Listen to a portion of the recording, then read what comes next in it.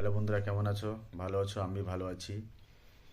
তো আমার আজকে বাইরে বলে ব্যাঙ্গালোরে আমার এই 20 বছর আশপাশ হয়ে গেছে ব্যাঙ্গালোরে কাজ করে। আমি বহুত ছোটো ছিলাম তখন চলে এসেছিলাম। আমি 10-12 বছরের বয়সে আমি চলে এসেছিলাম। এখন ধরো বয়স আমার 35-35 বছর বয়স। তো তখন যখন আমি কাজে আসি, আমার তখন ফার্স্ট পেমেন্ট ছিল কত, 1200 টাকা পেমেন্ট। মাসি 1200 টাকা পেমেন্ট। ও একটা পেমেন্ট, একটা হোটেলে কাজ করেছিলাম। তো ওইখানে আমাকে আমার দাদু লাগিয়ে দিয়েছিল। যাই হোক, ওখানে আমি হেল্পারে কাজ করেছিলাম। তো তখন কাজ শিক্ষা বহুত অসুবিধা হতো, অনেক কষ্ট থাকতো। এখন যেটা নাই। আর ধীরে ধীরে আমি হোটেল চেঞ্জ করলাম।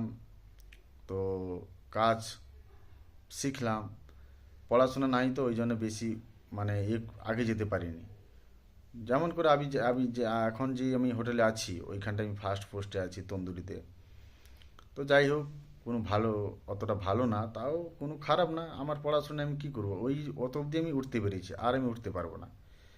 কেন? বেশি তুমি পোস্ট নিতে হলে তুমি পড়াশোনা দরকার, পড়াশোনা থাকলে তোমার কাজ কাজে লাগবে, না হলে বেকার, না হলে যেই পোস্টে আছে ওই পোস্টে তুমি, তোমার লাইফ কেটে যাবে।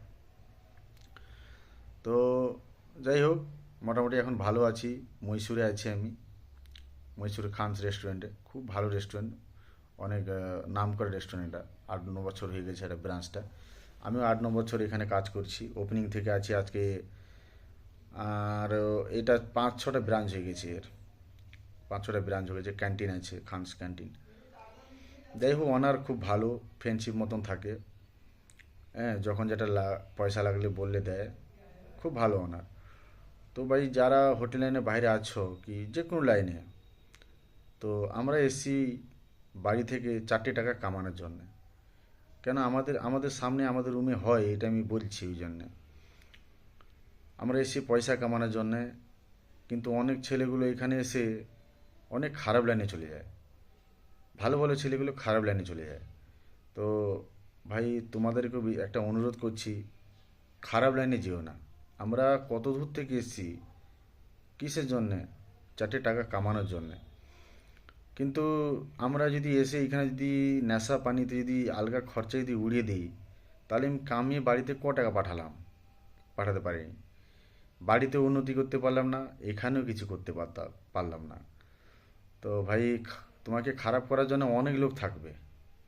তোমাকে এটা সেটা ফ্রিতে অনেক নেশা পানি দিবে, অফার করবে, তুমি কিন্তু সেটা অ্যাকসেপ্ট করো না, ভবিষ্যৎ খারাপ হয়ে যাবে। বাইরে অনেক লোক থাকে অনেক রকম। তোমাকে কেউ ভালো রাস্তা নিয়ে যাবে, কেউ খারাপ রাস্তা নিয়ে যাবে। ভালো রাস্তা তো নিয়ে যাবার এখন সেরকম লোক নেই। যত লোক আছে সবাই সব নেশা পানিতে একদম ভরপুর। কোনো স্টাফ রুম বলো, যে কোনো রুম বলো, টোটাল কোম্পানিতেও কাজ করো, হোটেলে কাজ করো, যেখানে কাজ করো না কেন, তোমায় মোটামুটি নেশা পানি লোক মিলে যাবে। তো তাদের কাছ থেকে তোমাকে ভাই সাপারেট থাকতে হবে। তাদের কাছে কোনো, তাদের সাথে অত টাইম দেওয়া যাবে না। ঠিক আছে? ডিউটি টাইমে ডিউটি যাও, ডিউটি শেষ হলো রুমে এসে মোবাইল টোবাইল দেখে একটু ব্যাস টাইম পাস করে শুয়ে যাও। ওদের সঙ্গে ঘোরাঘুরি করাও বড় বিপদ। তোমাকে যেদিন করে ওরা নেশায় ঠেলে দেবে। তো আমাকে অনেক লোক চেষ্টা করেছে, আমাকে পারেনি। কেন? আমার বাড়িওয়ালা, আমার মা বাবা আমাকে সেরকম গাইড করেছিল বলে আজকে আমি আমি সেই এতে আছি। তখন মা আবার ভাইয়ের ভয় ছিল, ভাইও কাছে থাকতো, তখন ভয় করতাম দাদা আসবে, যদি শুনেলে দাদা মারবে। তো হিসাব, পয়সারও হিসাব মা বাবা কড়া কান্তি নিত। কত টাকা কামালাম, কত টাকা ছাড়লাম, কত টাকা রাখলাম, সব কিছুর হিসাব মা বাবা নিত। তো আমরা অতটা খারাপ লাইনে যেতে পারিনি, কারণ আমাদের বাড়ির থেকে গাইড ঠিক ছিল। তো এখনকার যুগে তো কেউ অতটা গাইড করতে পারে না। কেন?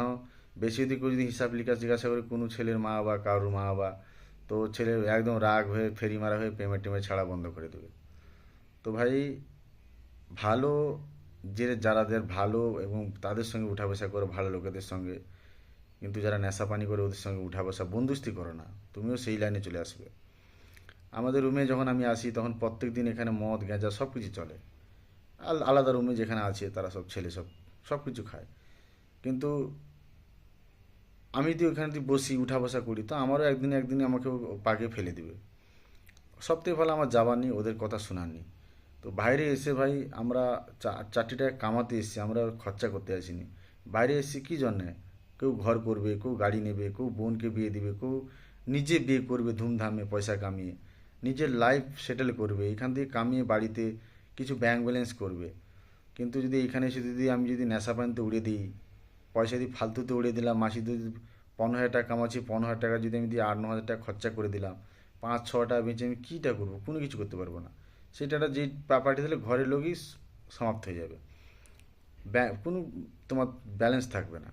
তো ভাই চেষ্টা করো যত টাকা কামাও তার থেকে যদি রুম খাওয়া দাওয়া এগুলো যে হাতের হয় সেই কিছু খরচা করে বাকি টাকাটা ঘরে পাঠার জন্য চেষ্টা করবে।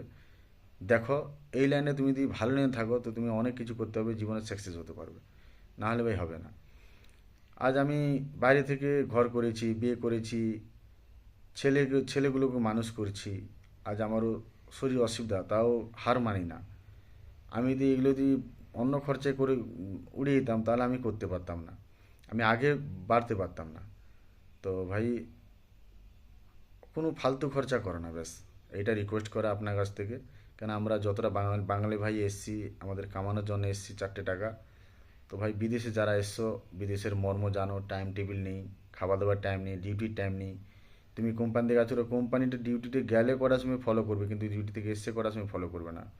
সব জায়গায় খেলে কি খালে কেউ জিজ্ঞাসা করবে না, তাহলে ভাবো কী হারে কষ্টে আমরা টাকাটা ইনকাম করছি ভাই। তো ভাই টাকাগুলো বেস্ট বেকার খরচাই করবে না, আলতু ফালতু আজে বাজে খরচা করুন না, ঠিক আছে না? আমার এই কথাটা কেমন লাগলো, ভিডিওটা যদি ভালো লাগলো তো লাইক শেয়ার সাবস্ক্রাইব করো বন্ধু ভেবে।